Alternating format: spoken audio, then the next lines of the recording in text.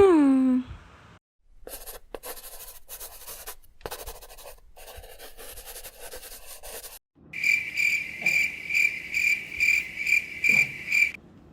get ready. Let's get ready. Aww. It's rough. Hi everybody, welcome back to La Cucharita. It has been a hot minute. This is proof of life. Jan and I have been a little under the weather lately. Tapos, sinubukan kong mag-film nung isang araw, pero hindi successful. Bakit? Kasi La Cuchara ko lang. This is the La Cucharita. I I'm miss missing. you. The vlog is called La Cucharita. You're not here to see a tenedor. We're back, and I'm very excited that we can do this together again. I just woke up. Jan just woke up. I am the morning person. She's the afternoon to like evening, because Jan works in BPO and I'm just a regular. Shout out. Anyways, so we have something fun we're gonna talk about. It's my experience with psychics here in the Philippines. Have you ever experienced your fortune being told? No. Do you want to have No. No, actually you had your fortune semi-told Yeah. by Jenna the Seeker, we call her. She knows her secret. Actually, it was really scary because our good friend Christine, you have seen in our other episodes, she's the dentist. She's like, hey, I have this friend Who knows a friend? who knows a friend who can tell your, like, read energies and tell your fortune and everything. And she told me to write down my name and my birth date. All I did was text a photo of that to her. Her feedback was so accurate, it like gave me goosebumps. How was your experience with Jenna? Do you It's just accurate. believe mo? Oh. It's just accurate. Actually, it's funny because growing up, whenever my parents would come back to the Philippines, my aunt and uncle would consult a a fortune teller or I call her Wilma. We had this woman in our family for decades. Her name is Wilma. She tells fortunes, she does cleansings and all of that. She reads cards and things like that. I never really believed it, but my parents, whenever they would come here, my mother would call me, and I was like 12, 13 years old, and she'd be like, oh, your father and I are going to the factory to sacrifice a chicken and smear its blood on some of the machines. I was like, that happened. And one time we went to my uncle's beach house in, hindi ko alam pa ano magsalita. Bourbon, hindi ang inuman.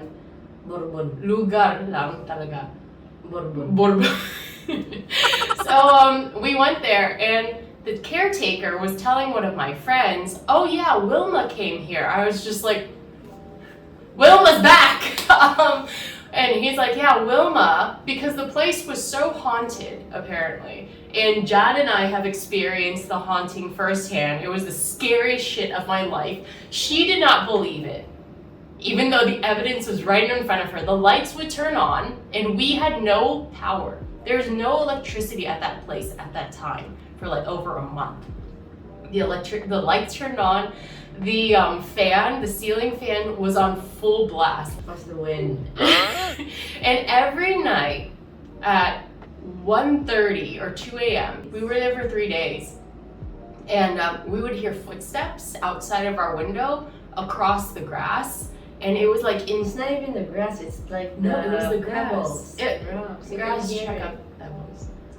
Anyways, you could hear literally 5 to 6 footsteps, and then it would disappear. Which I know I'm not going crazy because it's along the side of the house, so you need more than 6 steps to get away from the window. Every night we would hear it for 3 days straight. It was the craziest. I just think it's a caretaker. So I don't get scared. Mario is sleeping. No. He's What if definitely- Mario's sleepwalking? No, because he was drinking with Dave every night. So we definitely know it wasn't him. Wilma, in order to stop the spirits, the hauntings, she took pigs and she sacrificed it and she left it, I guess, on the porch. And it cleansed the house. So the activity reduced. Like a braised beef recipe, it reduced. So, see Wilma, I met her when I was 14 years old, and she told me like there were always good spirits that surrounded me because they like that I'm a happy person, so they're always going to be around me, but it's nothing dangerous. So I'm just like, okay, haha, whatever. And then it was funny because she told my siblings their fortune as well. She did card readings and energy readings. And I was like, whatever, I don't believe it. Then she did my sister's reading, and basically it boiled down to that my sister's a bitch. Which one? Anyways, to conclude that, I can say that Wilma was very accurate at that time. So moving forward, I come back here when I'm about 22 years old. I moved here in 2015.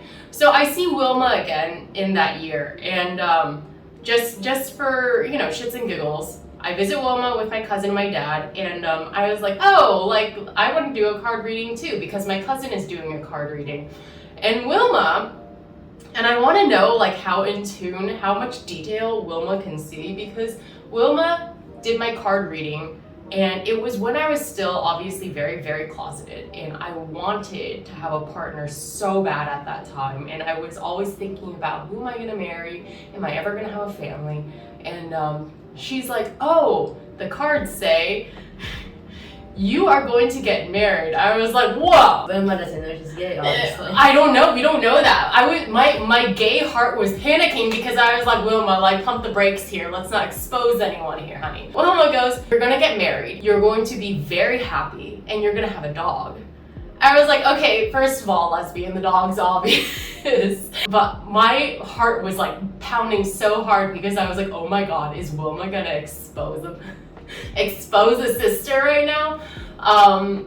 But no, she ended with that, and my cousin's like, oh, you're gonna be so happy and you're gonna like have a happy family and everything, and I'm just like, no way. I'm really gonna like find the person I want to spend the rest of my life with. Am I gonna come out of the closet? Like, when is all this? So that was 8 years ago. Wilma is still accurate to this day. So yeah, I am just so curious because unfortunately Wilma passed away. So I'm just so curious if she died. Yeah. When? A couple of years ago, I think, like before COVID. Yeah. Because I wanted to get in touch with Wilma, but my mom said that she passed away. She actually read the house that my parents had purchased. The first house my parents purchased when we moved to Cebu. She checked the house and made sure everything was good, and she said the energy is great in the house. So my question for you is, do you believe in destiny? I know it's early. I know it's so early. Do I believe in destiny? Do you believe in destiny? Do you believe in Wilma? I don't believe in those kind of stuff, but you know, I'm always a believer that when we want things to happen, we make it happen. And yeah. Oh, you're a go-getter. Yeah. Alright, that's hot. Oh. If I want to be with you, then I'll go court you. If I want to have another dog, then I'm going to Oh my go God. If I want you, I'll go court you. You know how hard it was to court John? Oh my God. I was playing hard to get. Oh my God, it's like going fishing, and every time you cast your fishing rod into the ocean, you get hooked on like bottles and coral reef, and oh my God, John was so hard to court, but that is for another vlog on another day. I'm just saying, I am so marupok. I'm squared, makulit and marupok. That's definitely. I should have that on a shirt. So my family is originally from Iloilo. That's where we descend from. Iloilo. Iloilo. Taga sa Iloilo kami. Tapos the whole Lo clan moved to Manila. My father was born and raised in Quezon City, and then they then moved. My uncle and his family moved to Cebu. So it's just funny because throughout my whole life, whenever we would visit my relatives in Cebu, my future partner was just a hop skipping away. She was the little coconut just on the other side of the mountain. You're just floating. Are you floating now? Yeah. Kasi medyo antok ka. No. Oh, I know. I'm awake. You're awake? Sure ka. She's noisy. The boys so loud. It's the morning. Anyways, I just thought it was fantastic looking back that when I was a child, when I was 14 years old, and then again when I came back here when I was an adult, John was literally always right there. And my uncle actually offered me, when I was younger, he's like, do you want to go to high school here? When I was 14. Oh, you would have been classmates. Would we have met? Yeah. If we're going to the University of San Jose Rocolados. I don't know where my cousins went to, but wherever they went to, I probably would have gone to. So I just think that's cool how, my future partner was just across the ocean. Okay. So guys, don't give up. Your future partner might be across the ocean too. Not that I'm saying go sail yourself across the ocean. I'm just saying that's how I found mine. Right, Bear? Bear, if Mommy and Mommy didn't meet, who would have bought you? Nobody. Oh my god, that's awesome. Hey, what's next? If Mommy and Mommy didn't meet, who would have taken our hyperactive little boy? Nobody.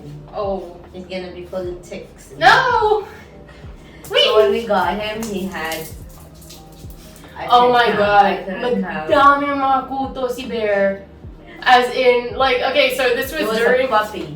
Bear was a pandemic dog. We got him during the pandemic, and Tin was over, and Tin was the godmother, of course, and she's cuddling and snuggling little Bear, and Tin's like, what's this? And we part his fur.